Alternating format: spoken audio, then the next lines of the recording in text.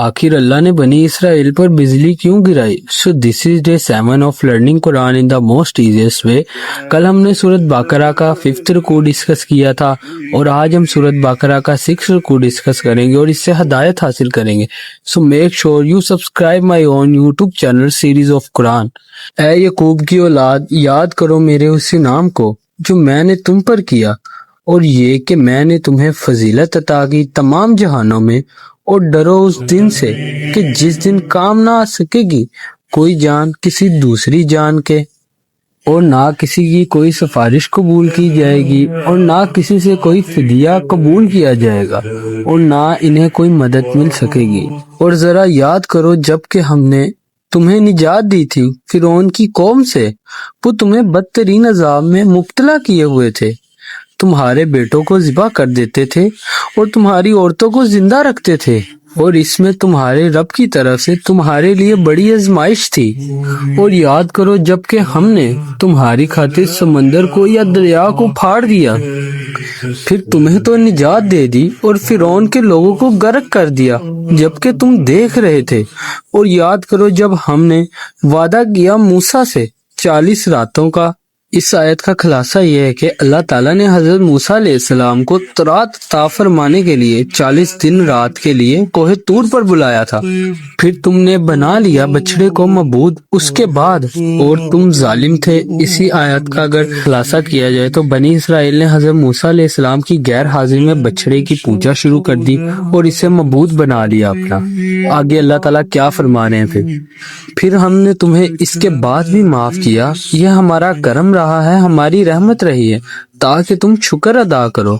और याद करो जब कि हमने मूसा को किताब और फुरकान अता फरमाई ताकि तुम हिदायत पाओ। अब यहाँ फुरकान से मुराद हक और बातिल के दरमियान फर्क कर देने वाली चीज है, और किताब का लफ्ज इल्मी तौर पर शरीयत के लिए आता है।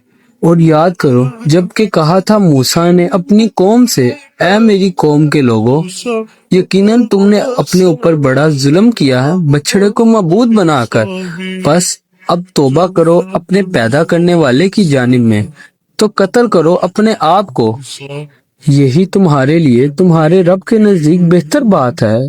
तो अल्लाह ने तुम्हारी तौबा को कबूल कर लिया, यकीनन वो तो है ही तौबा का बहुत कबूल करने वाला, बहुत रहम फरमाने वाला। और याद करो जब कि तुमने कहा था, ऐ मूसा, हम तुम्हारा हरगिज यकीन नहीं करेंगे जब तक हम अल्लाह को सामने ना देख ले।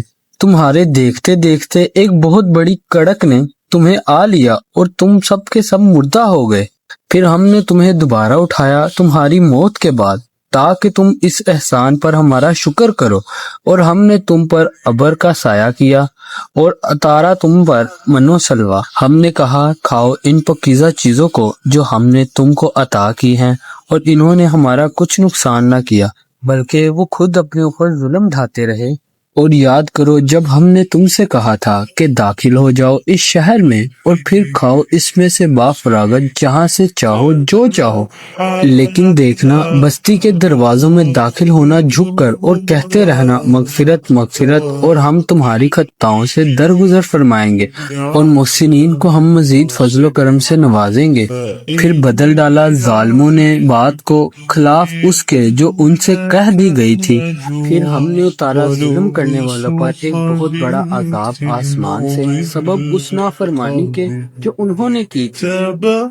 सो ये था सूरत बाकरा का 6th रुकू। कल हम सूरत बाकरा का 7th रुकू डिस्कस करेंगे और इससे हदायत हासिल करेंगे। So make sure you follow guys. जज़ाकल्लाह।